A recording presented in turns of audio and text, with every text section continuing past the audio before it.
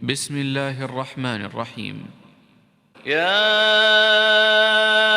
أيها الذين آمنوا أوفوا بالعقود أحلت لكم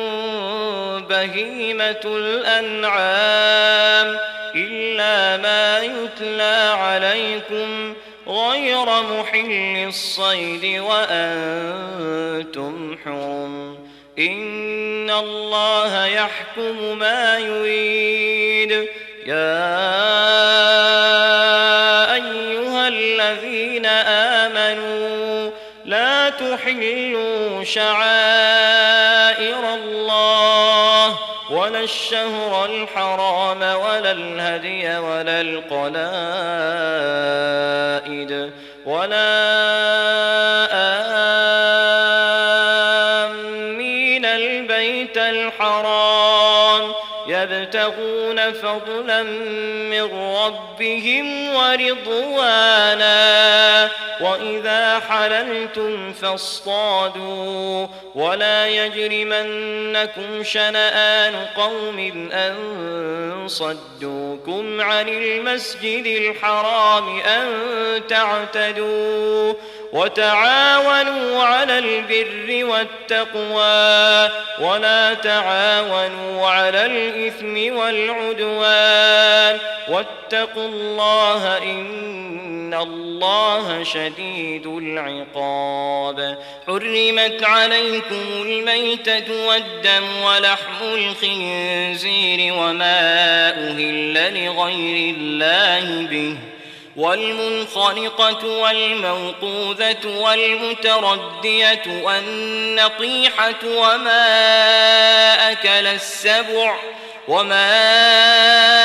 أكل السبع إلا ما ذكيتم وما ذبح على النصب وأن تستقسموا بالأزلام ذلكم فسق. اليوم يئس الذين كفروا من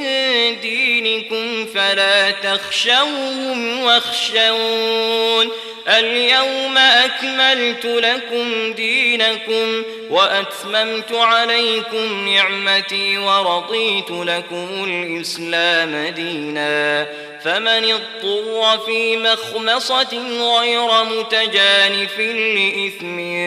فإن الله غفور رحيم. يسألونك ماذا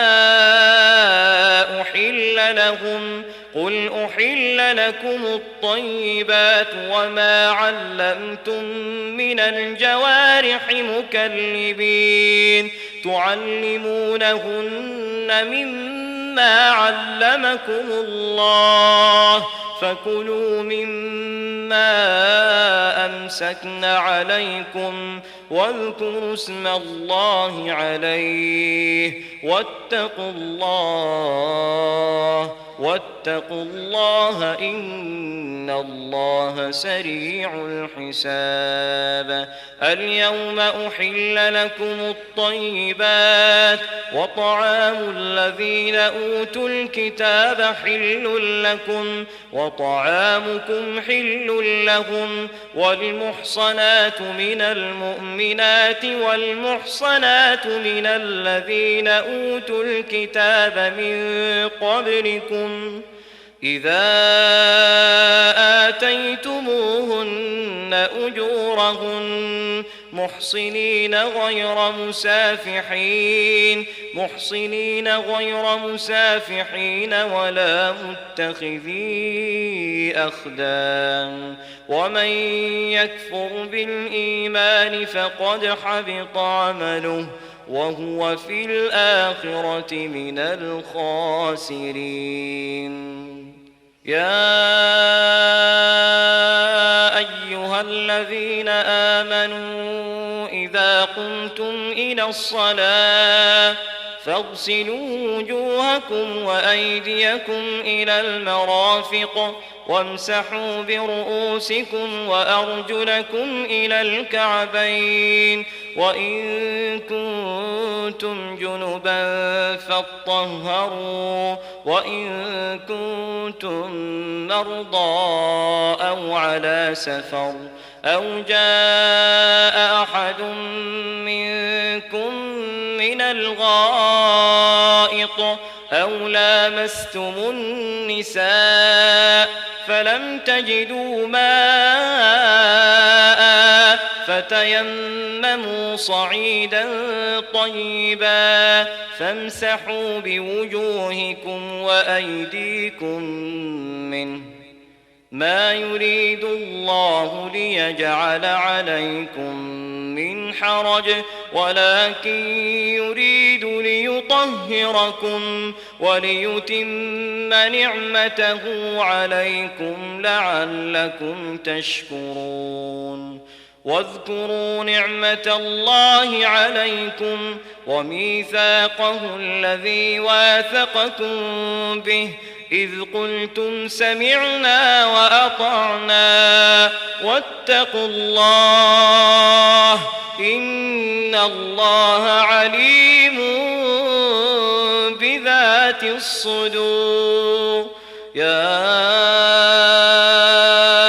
أيها الذين آمنوا كونوا قوامين لله شهداء بالقسط ولا يجرمنكم شنآن قوم على ألا تعدلوا اعدلوا هو أقرب للتقوى واتقوا الله إن الله خبير بما تعملون وعد الله الذين آمنوا وعملوا الصالحات لهم مغفرة وأجر عظيم والذين كفروا وكذبوا بآياتنا أولئك أصحاب الجحيم يا أيها الذين آمنوا اذكروا نعمة الله عليكم إذ هم قوم أن يبسطوا إليكم أيديهم فكف أيديهم عنكم واتقوا الله وعلى الله فليتوكل المؤمنون ولقد أخذ الله ميثاق بني إسرائيل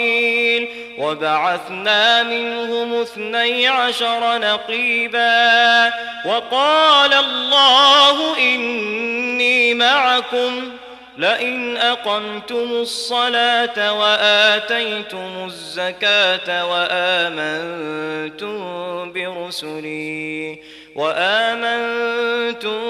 برسلي وعزرتموهم وأقرضتم الله قرضا حسنا لأكفرن عنكم سيئاتكم ولأدخلنكم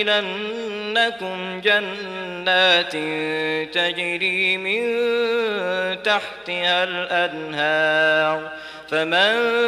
كفر بعد ذلك منكم فقد ضل سواء السبيل فبما نقضهم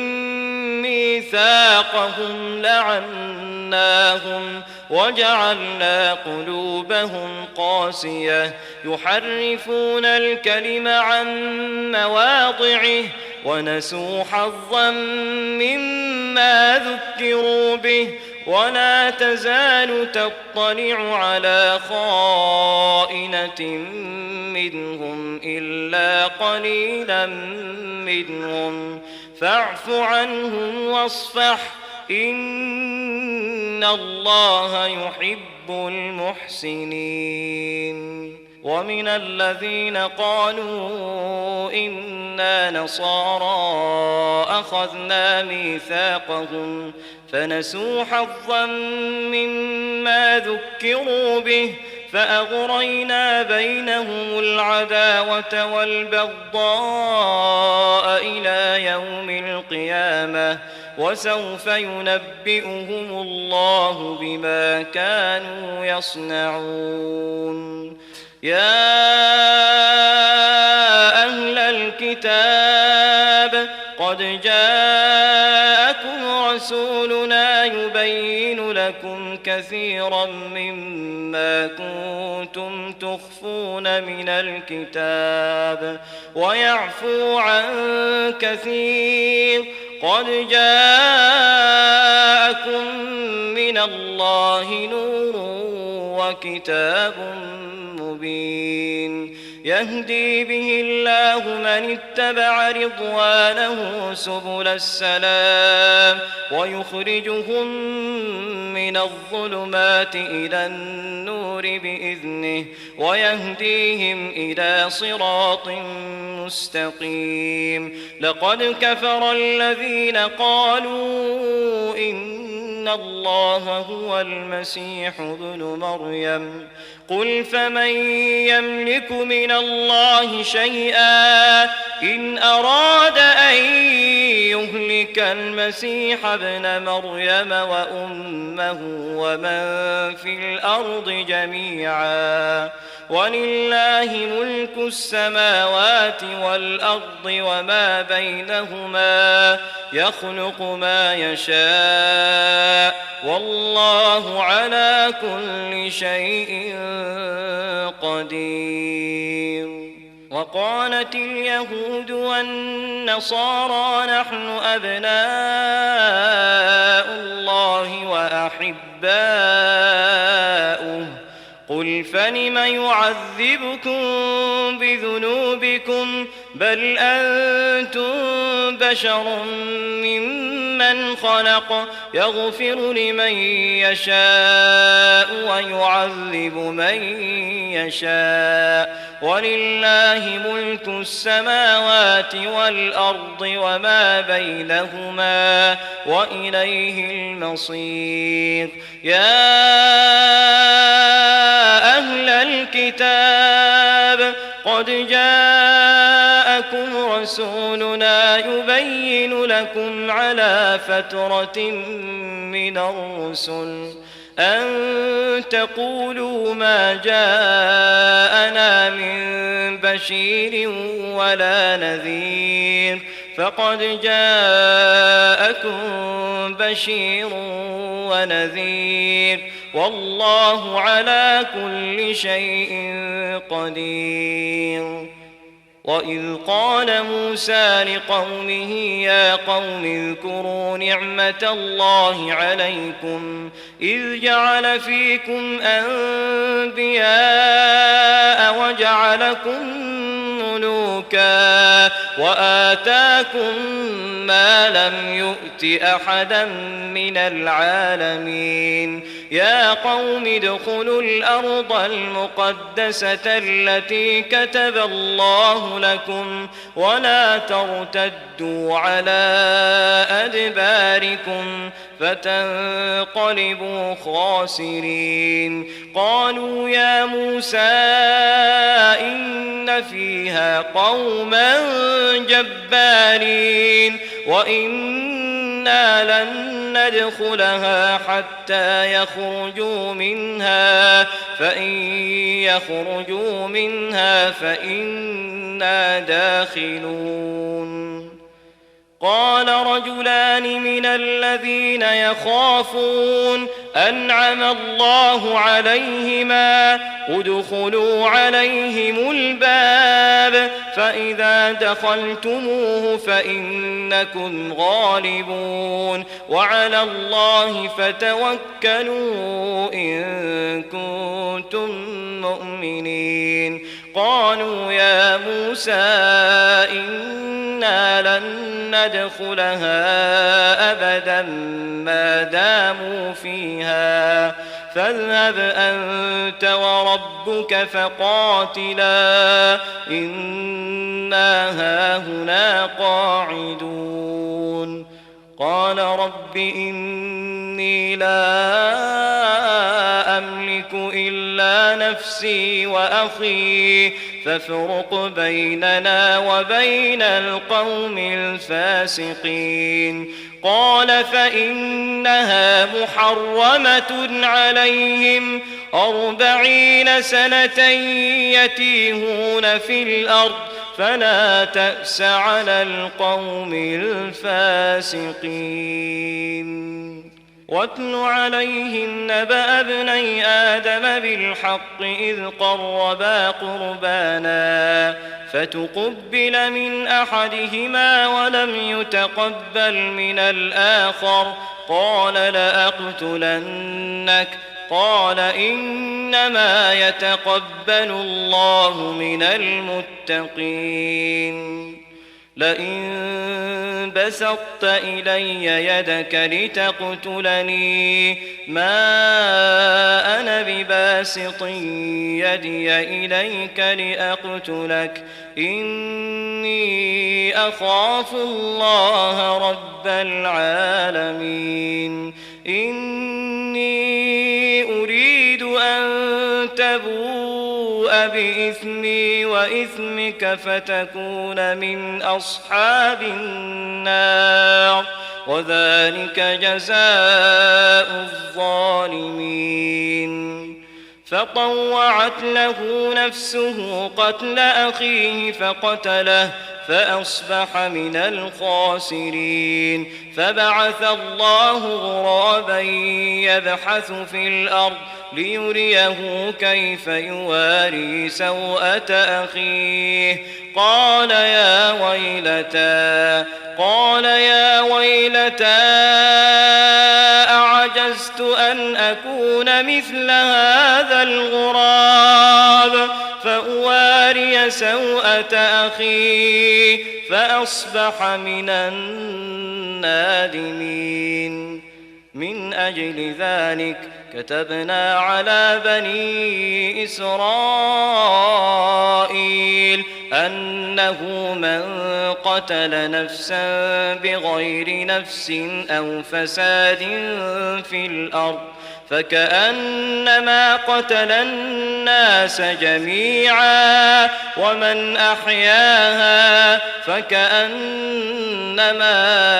أحيا الناس جميعا ولقد جاءتهم رسلنا بالبينات ثم إن كثيرا منهم بعد ذلك في الأرض لمسرفون إنما جزاء الذين يحاربون الله ورسوله ويسعون في الأرض فسادا أن يقتلوا أو يصلبوا أو تقطع أيديهم وأرجلهم من خلاف أو ينفوا من الأرض ذلك لهم خزي في الدنيا ولهم في الآخرة عذاب عظيم إلا الذين تابوا من قبل أن تقدروا عليهم فاعلموا أن الله غفور رحيم يا أيها الذين آمنوا اتقوا الله وابتغوا إليه الوسيلة وجاهدوا في سبيله لعلكم تفلحون إن الذين كفروا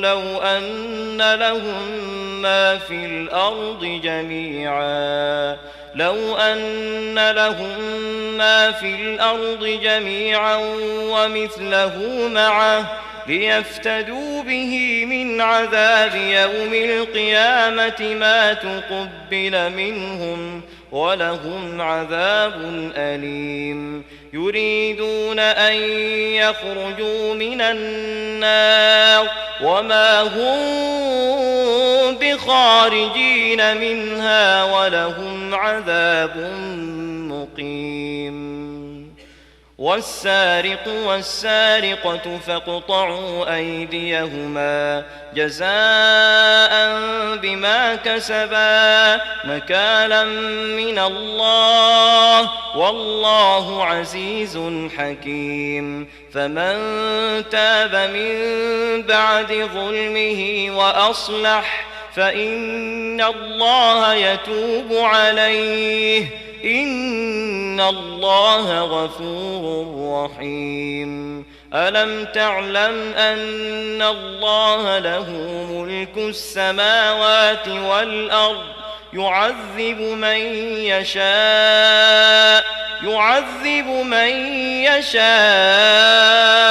ويغفر لمن يشاء والله على كل شيء قدير يا أيها الرسول لا يحزنك الذين يسارعون في الكفر من الذين قالوا آمنا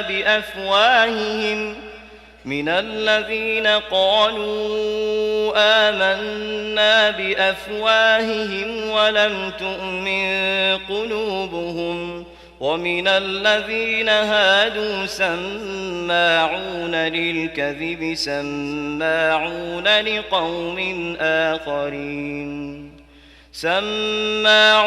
لقوم آخرين لم يأتوك يحرفون الكلم من بعد مواضعه يقولون إن أوتيتم هذا فخذوه وإن لم تؤتوه فاحذروا ومن يرد الله فتنته فلن تملك له من الله شيئا أولئك الذين لم يرد الله أن يطهر قلوبهم لهم في الدنيا خزي ولهم في الآخرة عذاب عظيم سماعون للكذب أكالون للسحت فإن جاءوك فاحكم بينهم أو أعرض عنهم وإن تعرض عنهم فلن يضروك شيئا وإن حكمت فاحكم بينهم بالقسط إن الله يحب المقسطين وكيف يحكمونك وعندهم التوراة فيها حكم الله ثم يتولون من بعد ذلك وما أولئك بالمؤمنين إنا أنزلنا التوراة فيها هدى ونور يحكم بها النبيون الذين أسلموا للذين هادوا والربانيون والأحبار بما استحفظوا من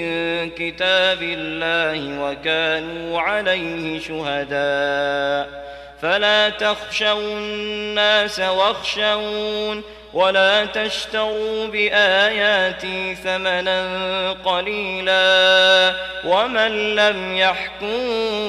بما أنزل الله فأولئك هم الكافرون وكتبنا عليهم فيها أن النفس بالنفس والعين بالعين والأنف بالأنف والأذن بالأذن والسن بالسن والجروح قصاص فمن تصدق به فهو كفارة له ومن لم يحكم بما أنزل الله فأولئك هم الظالمون وقفينا على آثارهم عيسى ابن مريم مصدقا لما بين يديه من التوراة وآتيناه الإنجيل فيه هدى ونور ومصدقا لما بين يديه من التوراة وهدى وموعظة للمتقين وليحكم أهل الإنجيل بما أنزل الله فيه ومن لم يحكم بما أنزل الله فأولئك هم الفاسقون وأنزلنا إليك الكتاب بالحق مصدقا لما بين يديه من الكتاب ومهيمنا عليه فاحكم بينهم بما أنزل الله ولا تتبع أهواءهم عما جاءك من الحق لكل جعلنا منكم شرعة ومنهاجا ولو شاء الله لجعلكم أمة واحدة ولكن ليبلوكم فيما آتاكم فاستبقوا الخيرات إلى الله مرجعكم جميعا فينبئكم بما كنتم فيه تختلفون وأن احكم بينهم بما أنزل الله ولا تتبع أهواءهم واحذرهم أن يفتنوك عن بعض ما أنزل الله إليك فإن تولوا فاعلم أنما يريد الله أن يصيبهم ببعض ذنوبهم وإن كثيرا من الناس لفاسقون أفحكم الجاهلية يبغون ومن أحسن من الله حكما لقوم يوقنون يا أيها الذين آمنوا لا تتخذوا اليهود والنصارى أولياء بعضهم أولياء بعض ومن يتولهم منكم فإنه منهم إن الله لا يهدي القوم الظالمين فترى الذين في قلوبهم مرض يسارعون فيهم يقولون نخشى أن تصيبنا دائرة فعسى الله أن يأتي بالفتح أو أمر من عنده فيصبحوا على ما أسروا في أنفسهم نادمين ويقول الذين آمنوا أهؤلاء الذين أقسموا بالله جهد أيمانهم إنهم لمعكم حبطت أعمالهم فأصبحوا خاسرين يا أيها الذين آمنوا من يرتد منكم عن دينه فسوف يأتي الله بقوم يحبهم ويحبونه أذلة على المؤمنين أعزة على الكافرين يجاهدون في سبيل الله ولا يخافون لومة لائم ذلك فضل الله يؤتيه من يشاء والله واسع واسع عليم. إنما وليكم الله ورسوله والذين آمنوا الذين يقيمون الصلاة ويؤتون الزكاة وهم راكعون. ومن يتول الله ورسوله والذين آمنوا فإن حزب الله هم الغالبون. يا أيها الذين آمنوا لا تتخذوا الذين اتخذوا دينكم هزوا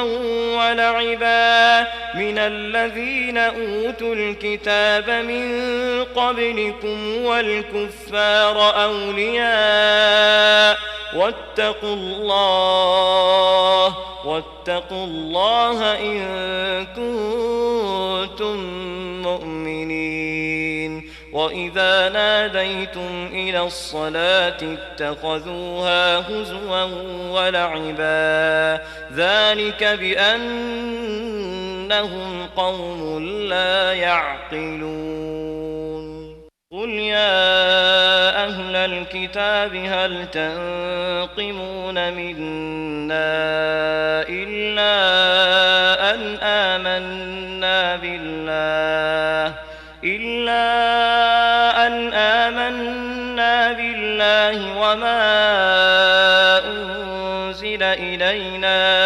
وما أنزل من قبل وأن أكثركم فاسقون. قل هل أنبئكم بشر من ذلك مثوبة عند الله من لعنه الله وغضب عليه وجعل منهم القردة والخنازير وعبد الطاغوت أولئك شر مكانا وأضل عن سواء السبيل. وإذا جاءوكم قالوا آمنا وقد دخلوا بالكفر وهم قد خرجوا به والله أعلم بما كانوا يكتمون. وترى كثيرا منهم يسارعون في الإثم والعدوان وأكلهم السحت لبئس ما كانوا يعملون. لولا ينهاهم الربانيون والأحبار عن قولهم الإثم وأكلهم السحت لبئس ما كانوا يصنعون. وقالت اليهود يد الله مغلولة غلت أيديهم ولعنوا بما قالوا بل يداه مبسوطتان ينفق كيف يشاء وليزيدن كثيرا منهم ما أنزل إليك من ربك طغيانا وكفرا. وألقينا بينهم العداوة والبغضاء إلى يوم القيامة كلما أوقدوا نارا للحرب أطفأها الله ويسعون في الأرض فسادا والله لا يحب المفسدين. ولو أن أهل الكتاب آمنوا واتقوا لكفرنا عنهم سيئاتهم ولأدخلناهم جنات النعيم. ولو أنهم أقاموا التوراة والإنجيل وما أنزل إليهم من ربهم لأكلوا من فوقهم ومن تحت أرجلهم منهم أمة مقتصدة وكثير منهم ساء ما يعملون. يا أيها الرسول بلغ ما أنزل إليك إليك من ربك وإن لم تفعل فما بلغت رسالته والله يعصمك من الناس إن الله لا يهدي القوم الكافرين قل يا أهل الكتاب لستم على شيء حتى تقيموا التوراة والإنجيل وما أنزل إليكم من ربكم وليزيدن كثيرا منهم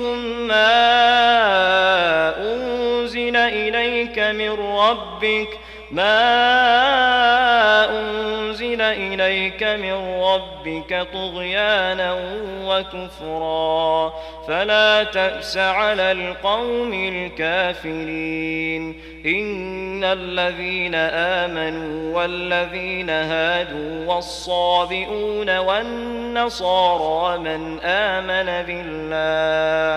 من آمن بالله واليوم الآخر وعمل صالحا فلا خوف عليهم ولا هم يحزنون لقد أخذنا ميثاق بني إسرائيل وأرسلنا إليهم رسلا كلما جاءهم رسول بما لا تهوى أنفسهم فريقا كذبوا وفريقا يقتلون وحسبوا ألا تكون فتنة فعموا وصموا ثم تاب الله عليهم ثم عموا وصموا كثير منهم والله بصير بما يعملون لقد كفر الذين قالوا إن الله هو المسيح ابن مريم وقال المسيح يا بني إسرائيل اعبدوا الله ربي وربكم إنه من يشرك بالله فقد حرم الله عليه الجنة ومأواه النار وما للظالمين من أنصار وقال المسيح يا بني إسرائيل اعبدوا الله ربي وربكم إنه من يشرك بالله فقد حرم الله عليه الجنة ومأواه النار وما للظالمين من أنصار لقد كفر الذين قالوا إن الله ثالث ثلاثة وما من إله إلا إله واحد وإن لم ينتهوا عما يقولون ليمسن الذين كفروا منهم عذاب أليم أفلا يتوبون إلى الله ويستغفرونه والله غفور رحيم ما المسيح ابن مريم إلا رسول قد خلت من قبله الرسل وأمه صديقة كانا يأكلان الطعام انظر كيف نبين لهم الآيات ثم انظر أنى يؤفكون قل أتعبدون من دون الله ما لا يملك لكم ضرا ولا نفعا والله هو السميع العليم قل يا أهل الكتاب لا تغلوا في دينكم غير الحق ولا تتبعوا أهواء قوم قد ضلوا من قبل وأضلوا كثيرا وضلوا عن سواء السبيل. لعن الذين كفروا من بني إسرائيل على لسان داود وعيسى بن مريم ذلك بما عصوا وكانوا يعتدون. كانوا لا يتناهون عن منكر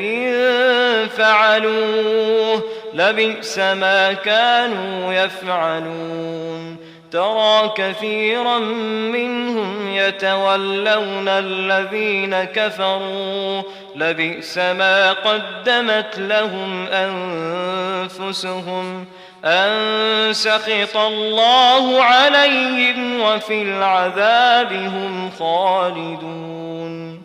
ولو كانوا يؤمنون بالله والنبي وما أنزل إليه ما اتخذوهم أولياء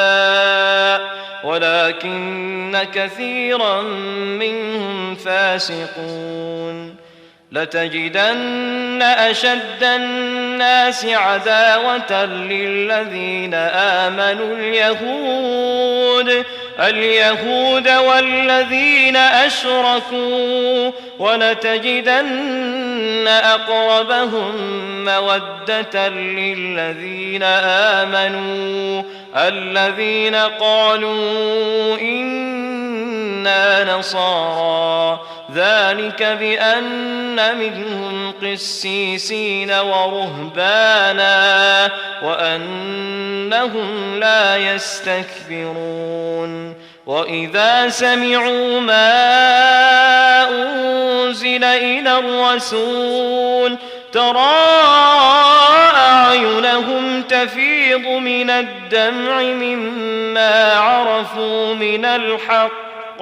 يقولون ربنا آمنا فاكتبنا مع الشاهدين. وما لنا لا نؤمن بالله وما جاءنا من الحق ونطمع أن يدخلنا ربنا مع القوم الصالحين. فأثابهم الله بما قالوا جنات تجري من تحتها الأنهار خالدين فيها وذلك جزاء المحسنين. والذين كفروا وكذبوا بآياتنا أولئك أصحاب الجحيم. يا أيها الذين آمنوا لا تحرموا طيبات ما أحل الله لكم ولا تعتدوا إن الله لا يحب المعتدين. وكلوا مما رزقكم الله حلالا طيبا واتقوا الله الذي أنتم به مؤمنون. لا يؤاخذكم الله باللغو في أيمانكم ولكن يؤاخذكم بما عقدتم الأيمان فكفارته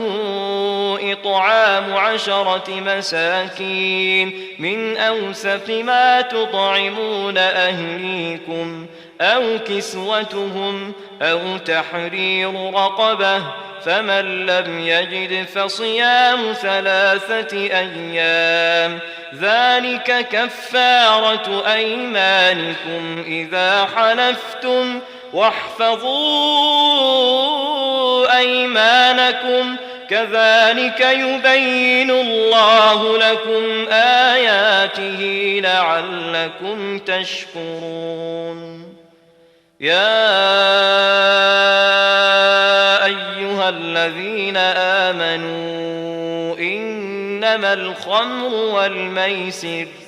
إنما الخمر والميسر والأنصاب والأزلام رجس من عمل الشيطان فاجتنبوه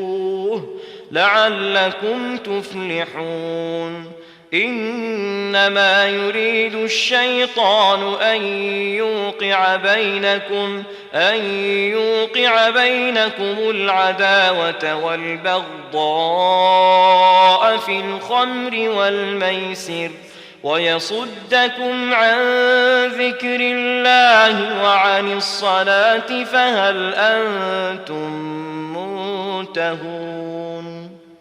وأطيعوا الله وأطيعوا الرسول واحذروا فإن توليتم فاعلموا أنما على رسولنا البلاغ المبين ليس على الذين آمنوا وعملوا الصالحات جناح فيما طعموا إذا ما اتقوا وآمنوا وعملوا الصالحات ثم اتقوا وأحسنوا والله يحب المحسنين يا أيها الذين آمنوا ليبلونكم الله بشيء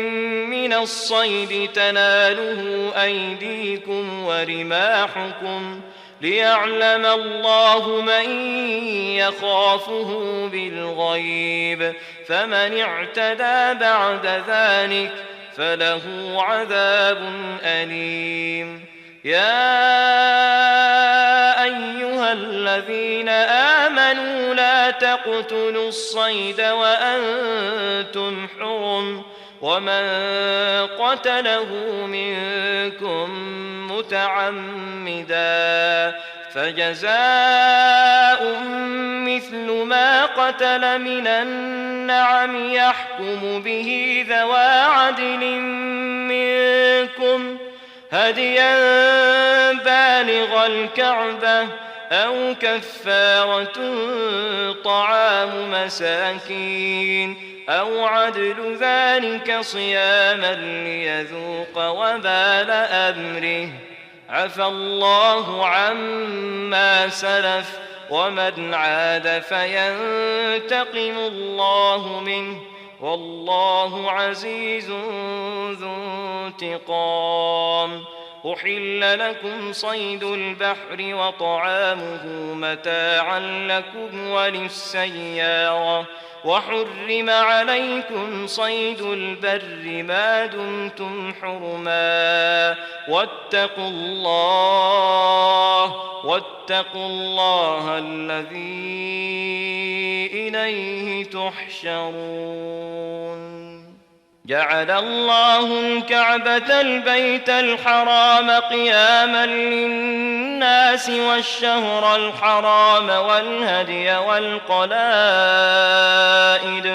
ذلك لتعلموا أن الله يعلم ما في السماوات وما في الأرض وأن الله بكل شيء عليم اعلموا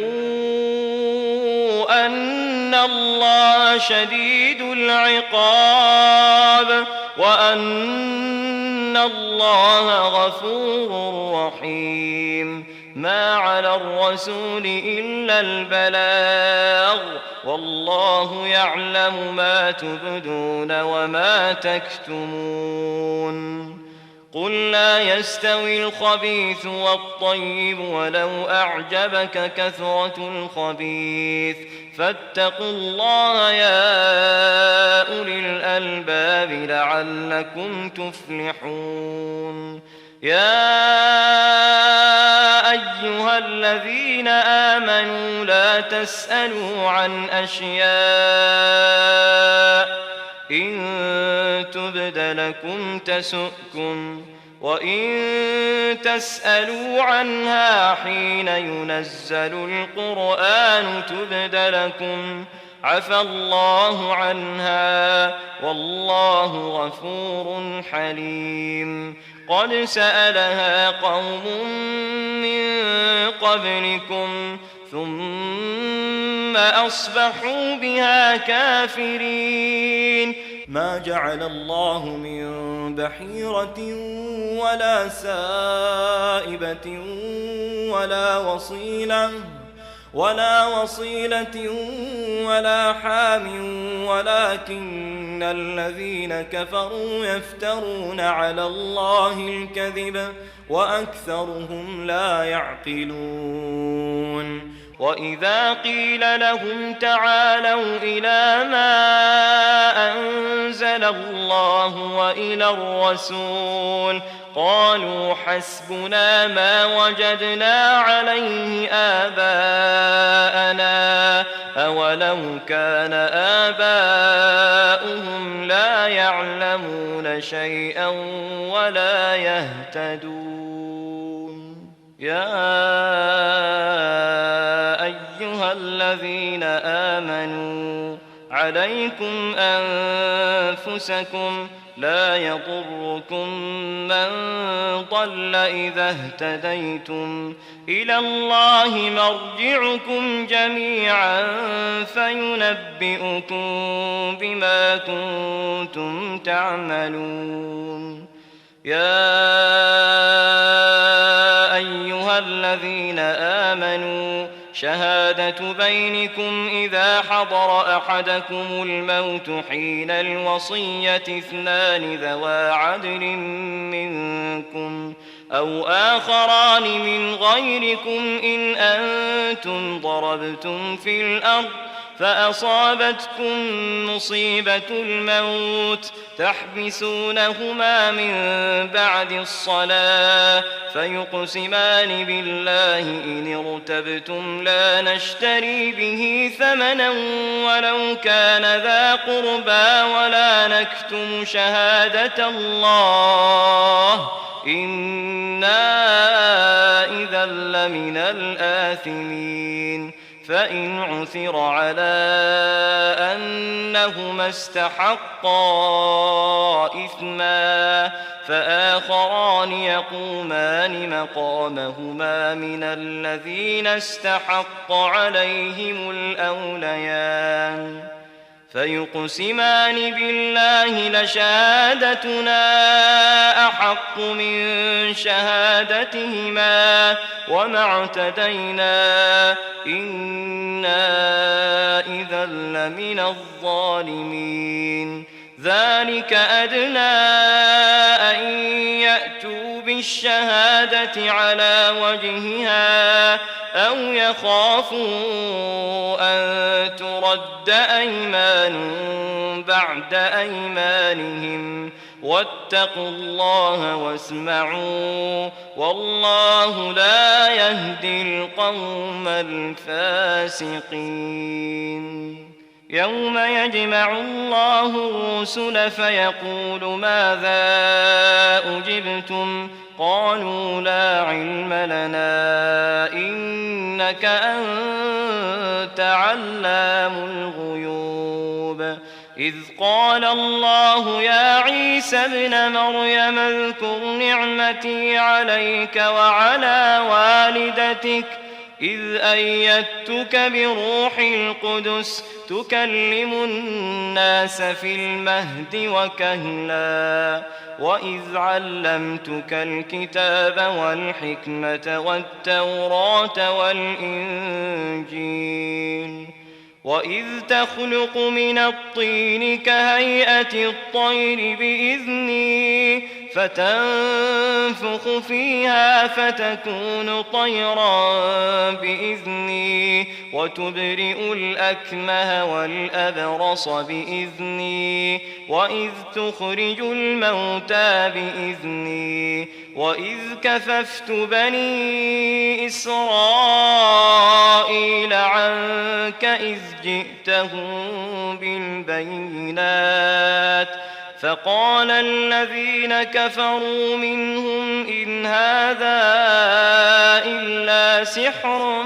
مبين وإذ أوحيت إلى الحواريين أن آمنوا بي وبرسولي قالوا آمنا واشهد بأننا مسلمون إذ قال الحواريون يا عيسى ابن مريم هل يستطيع ربك أن ينزل علينا مائدة من السماء قال اتقوا الله إن كنتم مؤمنين قالوا نريد أن نأكل منها وتطمئن قلوبنا ونعلم أن قد صدقتنا ونكون عليها من الشاهدين قال عيسى ابن مريم اللهم ربنا أنزل علينا مائدة من السماء تكون لنا عيدا لأولنا وآخرنا وآية منك وارزقنا وأنت خير الرازقين قال الله إني منزلها عليكم فمن يكفر بعد منكم فإني أعذبه عذابا لا أعذبه أحدا من العالمين وإذ قال الله يا عيسى ابن مريم أأنت قلت للناس اتخذوني وأمي إلهين من دون الله قال سبحانك ما يكون لي أن أقول ما ليس لي بحق إن كنت قلته فقد علمته تعلم ما في نفسي ولا أعلم ما في نفسك إنك أنت علام الغيوب ما قلت لهم إلا ما أمرتني به أن اعبدوا الله ربي وربكم وكنت عليهم شهيدا ما دمت فيهم فلما توفيتني كنت أنت الرقيب عليهم وأنت على كل شيء شهيد إن تعذبهم فإنهم عبادك وإن تغفر لهم فإنك أنت العزيز الحكيم قال الله هذا يوم ينفع الصادقين صدقهم لهم جنات تجري من تحتها الأنهار خالدين فيها أبدا رضي الله عنهم ورضوا عنه ذلك الفوز العظيم لله ملك السماوات والأرض وما فيهن وهو على كل شيء قدير